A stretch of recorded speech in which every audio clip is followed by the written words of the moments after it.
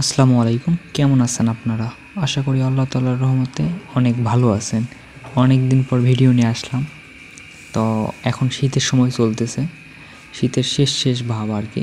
গরম পড়বে 1 মাস পর বা 1.5 মাস 2 মাস এমন পর। এই সিজনে আমরা যদি হাঁসের ডিম বসাই তাহলে মনে করবেন ঠিক সময়ে গিয়ে হাঁসের বাচ্চাগুলো উঠবে। তখন হাঁসের বাচ্চাগুলো তেমনটা মারা যাবে না, তখন শীতও তেমনটা থাকবে না, গরমও তেমনটা থাকবে না আর কি। আবহাওয়াটা অনেক সুন্দর থাকবে, যার কারণে এই সময় হাঁসের বাচ্চা উঠালে হাঁসের বাচ্চাগুলো অনেক ভালো থাকবে, কম মারা যায় আর কি, তাড়াতাড়ি বড় হয়, অনেক সুবিধা আছে। যার কারণে এই সময়ে আসলে আর কি শীতের আর কি শেষের 1.5 মাস বা 2 মাস বা 1 মাস আগে বাচ্চা ফোটানো উচিত আমার যেটা মনে হয়। যার কারণে আমি সামনের বছর ডিম দিয়েছিলাম আর এবছরও আর কি দিচ্ছি।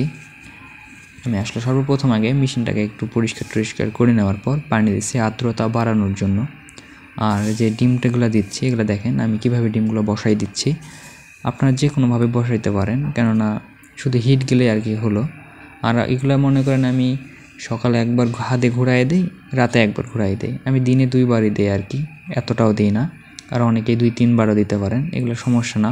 কিন্তু আমি আসলে বিশেষ করে 2 বারই ঘুরাই দিই ডিমগুলো। আর আপনারা যারা নতুন মেশিন কিনতে যাচ্ছেন তাহলে আপনার ভিডিওটা দেখেন, তাহলে অর্থাৎ কিছুটা হলেও একটু আপনাদের ধারণা হবে যে কিভাবে আপনি ডিম বসাবেন বা কিভাবে কি রাখবেন, কিভাবে আর্দ্রতা বাড়াবেন। আর বিশেষ করে যারা জানে না আর্দ্রতা কিভাবে বাড়ায় বা কিভাবে কমায়, আর্দ্রতা যখন আপনি পানি বেশি করে দিবেন তখন আর্দ্রতা বাড়বে।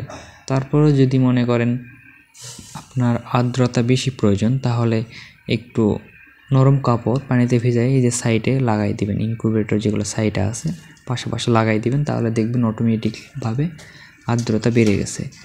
এবং আর্দ্রতা যদি আপনাদের অতিরিক্ত হয়ে যায় তাহলে মনে করেন কিভাবে কমাবেন, তখন আসলে চক বা খুরমাটি যেগুলো আছে বোর্ডে লেখে, যে বাচ্চাদের আগে যারা ছোটোবেলা ছিল তারা আসলে জানে যে স্কুলে খুরমাটি বা চক দিয়ে পড়াশোনা করায়, এখন অনেকগুলাই আছে আর কি। আর এখন তো ধরতে গেলে হোয়াইট বোর্ড আসে গেছে, মার্কার, এগুলোতে আর কি ছাত্রছাত্রীদের পড়াশোনা করায়।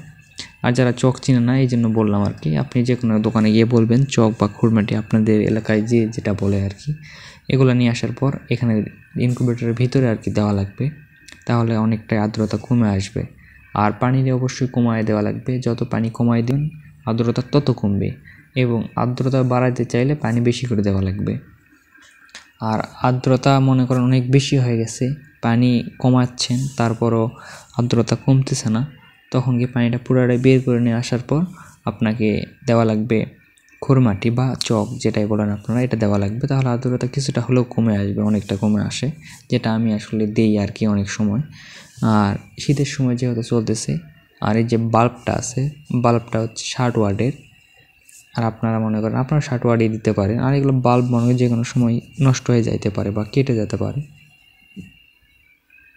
যার কারণে সবসময় আপনারা রাখবেন 2-3 টাকার বাল্ব রাখবেন, কারণ কখন কেটে যায় কখন কি হয় এগুলার জন্য আর কি ডিম নষ্ট হয়ে যাইতে পারে। এই জন্য ডিম দেওয়ার আগে আর কি বাল্ব কিনে রাখবেন, সবসময় একটা এক্সট্রাভাবে রেখে দিবেন, তাহলে আমার মনে হয় অনেক ভালো হবে আপনাদের জন্য। আর এই ডিমগুলো এখন দিচ্ছি, ঠিক মনে করেন 1 মাস পর বাচ্চাগুলো ফুটবে। আর প্রতিনিয়ত আমি ডিমগুলো ঘুরাই দিব। আর প্রত্যেক সপ্তাহে আমি আর্দ্রতা চেঞ্জ করি এবং মনে করেন একটু বেশি কম হলেও ঠিকঠাক করে দিই। আবার অনেক মেশিনে আছে যে একটা আইডিয়া থাকে যে প্রথম দিন থেকে 15 দিন পর্যন্ত এতর মধ্যে রাখে, আমি এমন করে রাখি না, আমি সপ্তাহে আসলে চেঞ্জ করে দিই।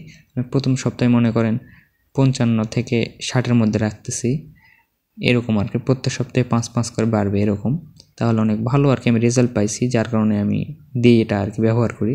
আপনারা কীভাবে দেন সেটা তো আমি জানি না, আপনাদের যেটা ভালো লাগে সেটা করতে পারেন। তো আজকের ভিডিও এই পর্যন্তই, সকলেই ভালো থাকবেন, আল্লাহ হাফেজ।